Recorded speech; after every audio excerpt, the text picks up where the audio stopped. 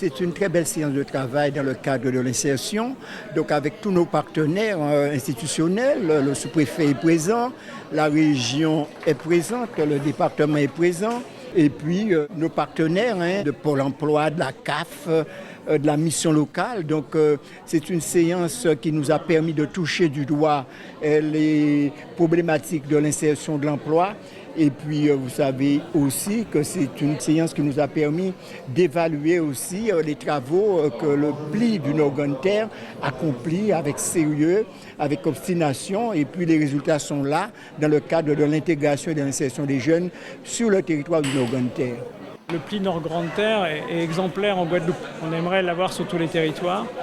Le partenariat déjà qui est fait avec l'ensemble des collectivités de Nord-Grande-Terre, les services de l'État, du département, de la région, les partenaires économiques et sociaux du territoire. Et donc ce travail de fond, dans la continuité et dans la durée, produit tous ces effets comme vous l'avez vu aujourd'hui.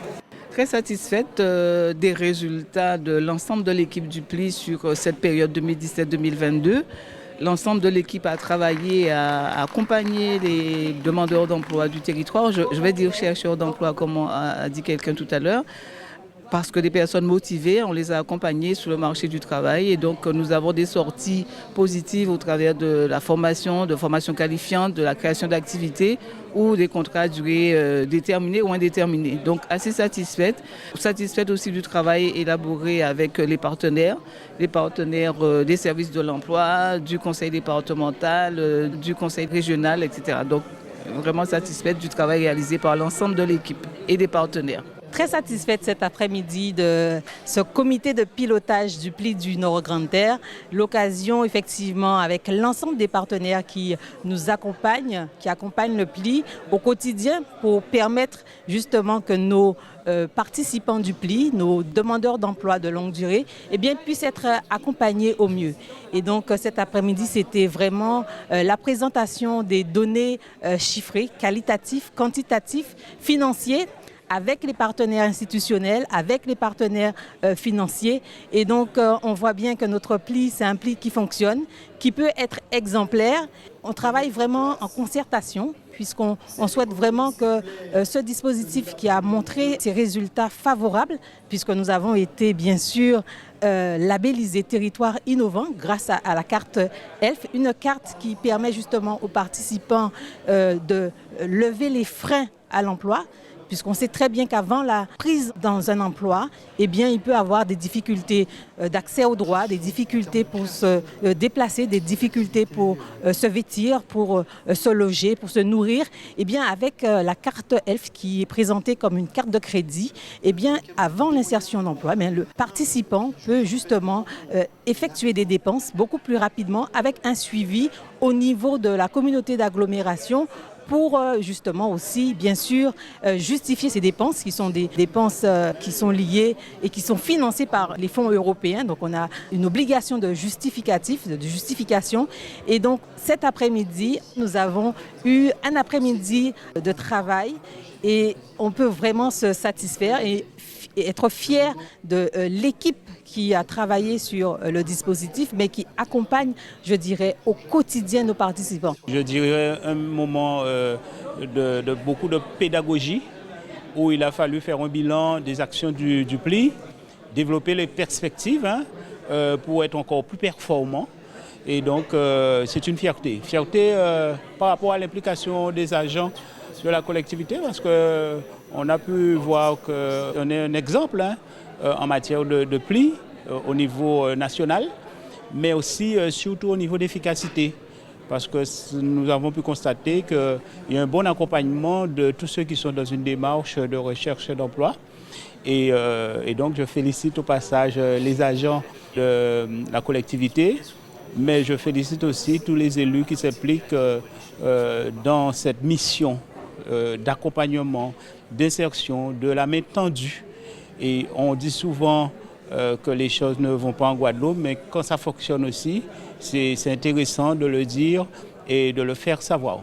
En tout état de cause, une fierté pour moi de signer cette convention avec la mission locale pour être encore plus dynamique sur le territoire du Nord-Grande-Terre. On connaît la difficulté de l'équilibre du territoire guadeloupéen.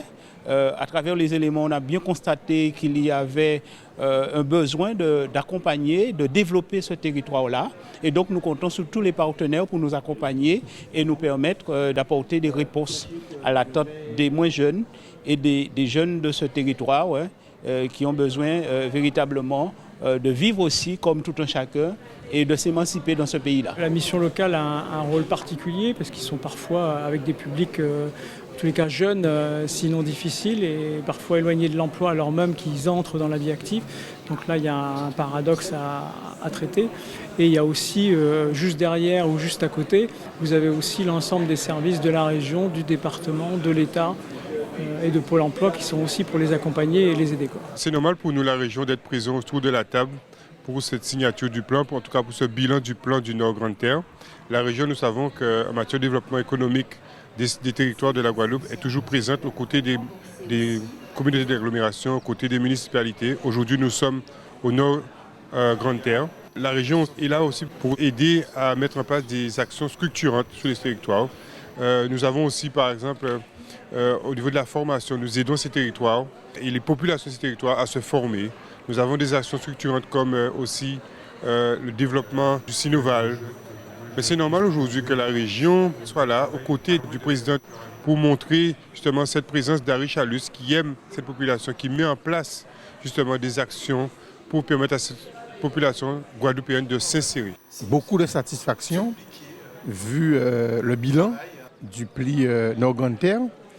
Alors vous savez que le Nord Grande Terre est pionnier en la matière de pli.